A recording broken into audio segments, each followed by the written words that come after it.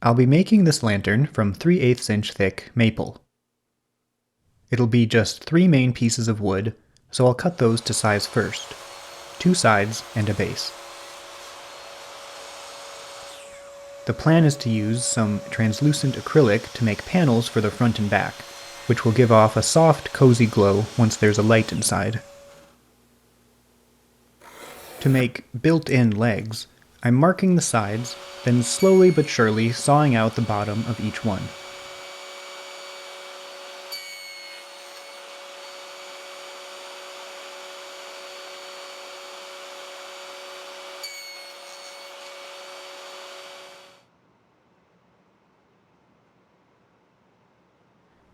Now I'll cut out the corners of the base to allow it to slot together with the sides. Once the height is set just right for that, I'll carefully skim off tiny bits until it fits snugly into the sides. Then I'll saw each leg to give it a small taper and finish them with a file.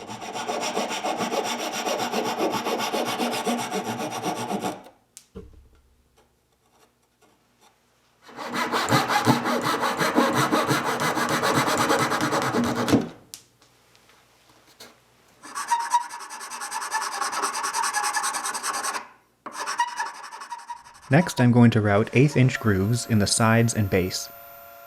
I've converted this small work table into a crude router table, and it's perfect for things like this. These grooves will hold the front and back acrylic panels later on. The ones on the base go all the way across, but the ones on the sides don't, so I have a stop block set up. Since I can't just spin the sides around to route the other groove, I'll carefully lower it onto the bit at the right spot and then push it through. The light source in this lantern will be this lamp bulb socket thing. As is, it's a bit wide, so I'm trimming it down.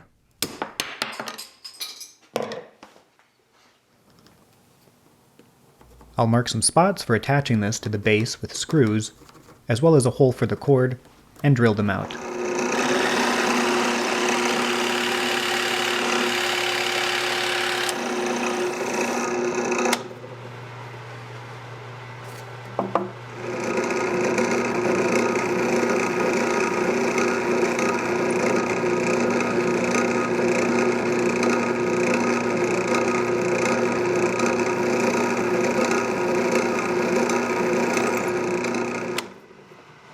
Now back to the sides. Leaving these solid will reduce the light this puts out, and they'll just be visually heavy, so I'm going to cut some designs into them. But I want them to be diffused by acrylic like the front and back. So first I'll route a rectangular recess on the inside. This way the acrylic can sit in something and not just be slapped on top of the wood. It'll also be easier to cut designs into the thinner material. I decided the easiest way to do this twice was to just temporarily superglue the sides and guides to the work table.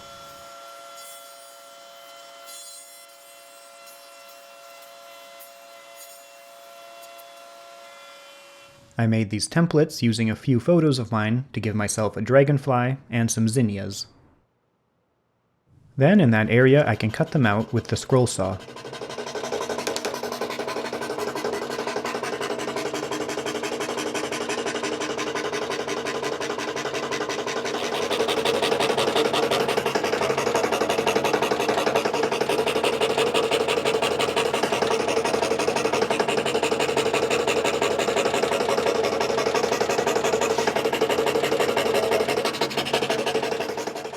Once that's done, I'll soften the edges with strips of sandpaper.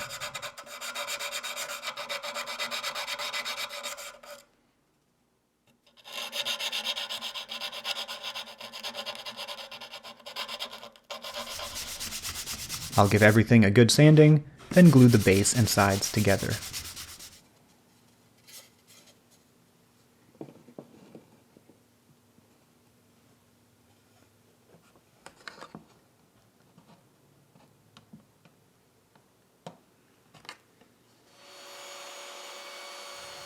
Now I'm cutting some small strips of walnut and mitering the ends to wrap around the bottom for a bit of decoration and to cover the seams.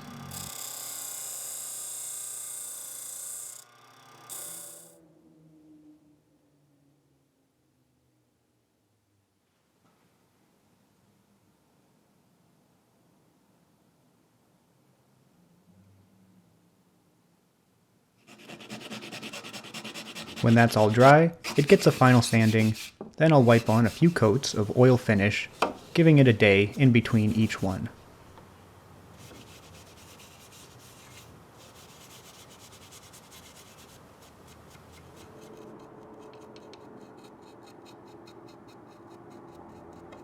With everything assembled, I'll measure and cut the acrylic to fit the 4 spaces, 2 large panels for the front and back, and 2 small ones for the sides.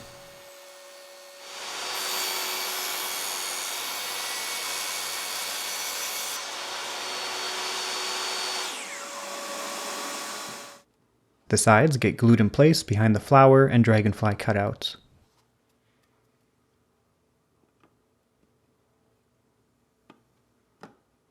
It was about this time that I started thinking my original plan to do a simple walnut trim around the top edges, like the bottom, wasn't the way to go.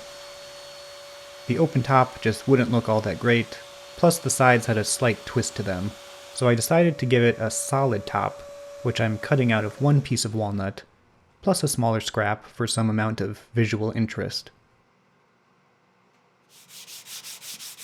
Some sanding, and the edges get chamfered with the router.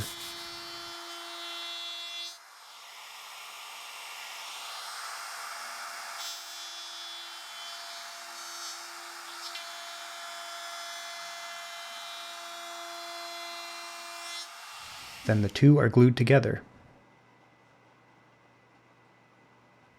Before the final assembly, I'll attach the bulb base to the inside. Now that there's no back, the hole for the cord isn't necessary, but that's how it goes. Then I'll glue the top on. First I smeared some glue onto the end grain of the sides so they could absorb it. Then I'll apply another layer and attach the top.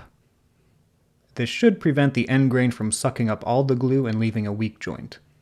I'm hoping this glue joint is strong enough to keep the sides held straight, with no mechanical connection, but I think it'll be okay.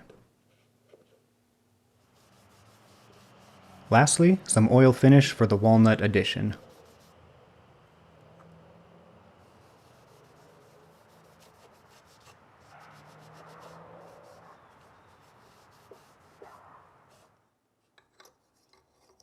Then the bulb can be screwed in, and this lamp is done.